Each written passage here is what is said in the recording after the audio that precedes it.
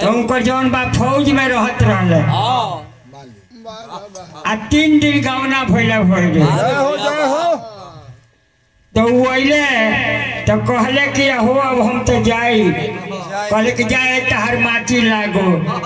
चढ़ल जवानी माटी में मिला दिहल आ तू जाए के कहतल हई गाड़ी जौन भी आए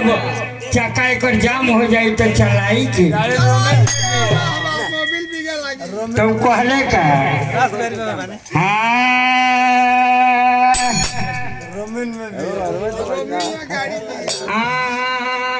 अरे गवना करवला ये पिया राजगंज बाबा बड़ा निर्दयी रहले हमरा त्रिलोकी बाबा लेखा रहले बड़ा निर्दयी जय हो बाबा जय हो बाबा अरे गवना करवला ये पिया अरे घरे बई ठावला सकल भैया अरे गवना करवला ये पिया घरे बई ठावला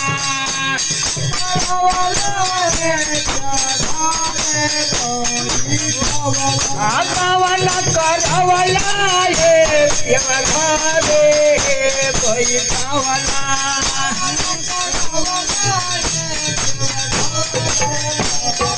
मारे जवा घरे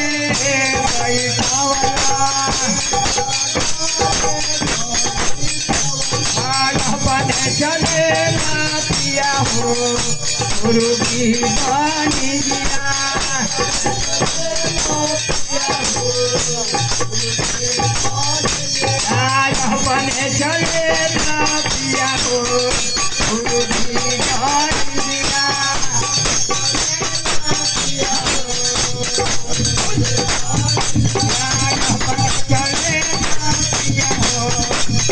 की बानी दिया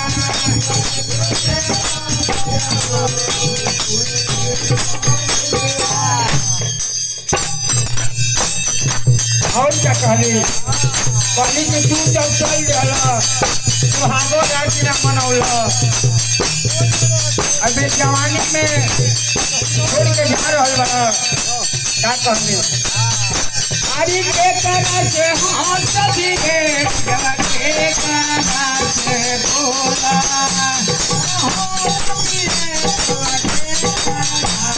आके करा से हाथ दिए के करा से बोला हाँ ये के करा से बोला आके करा से पिया हो पिला के बतिया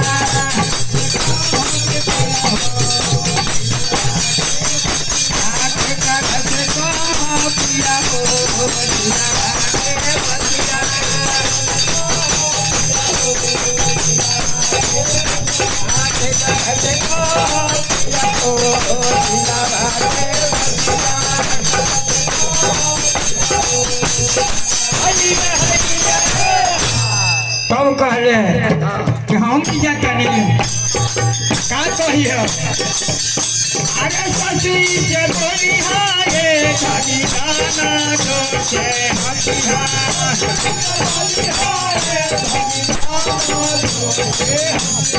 सची से बोली हारे खाली गाना जोचे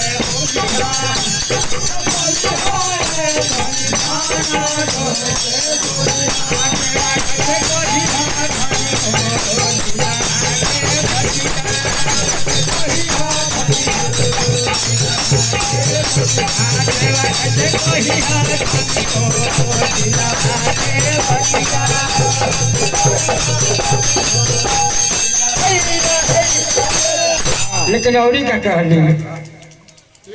देखिए हमारा नाल वादक हाँ बाबा है गांधी बाबा की तरफ से ये पार्टी के उपाध्यक्ष हैं पार्टी के लेकिन कहले क्या कहता है कि हम जाता नहीं है देवर बा देवर तार गाड़ी चलाई लेकिन कहले हमनी के गौले कह तरीका अरे ससुई ना बोली है ये धनी अरे नाना दो ना हंसी है आ देवर न बुझी है धनी हो दिलवा के बतिया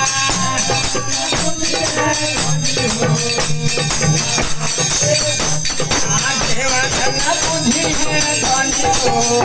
दिलवा के बतिया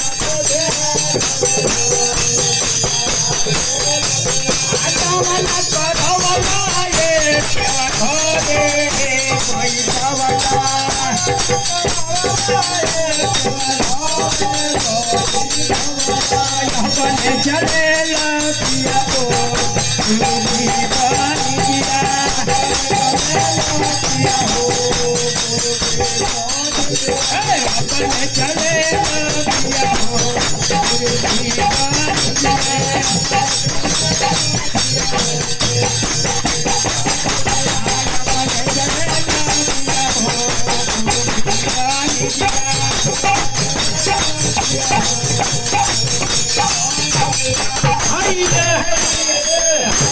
लेकिन कहले का बस एक पड़ी बा कहले का हाँ, अरे ससुरी के माई हो जनी हो नाना दो के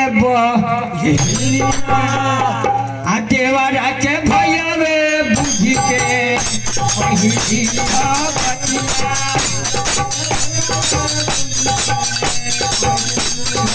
देवरा के भैयावे बुझी के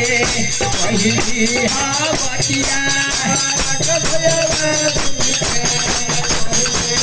कामन करवला रे प्यार घरे पैसा वाला करवला रे प्यार घरे पैसा वाला अपन चलेला पिया हो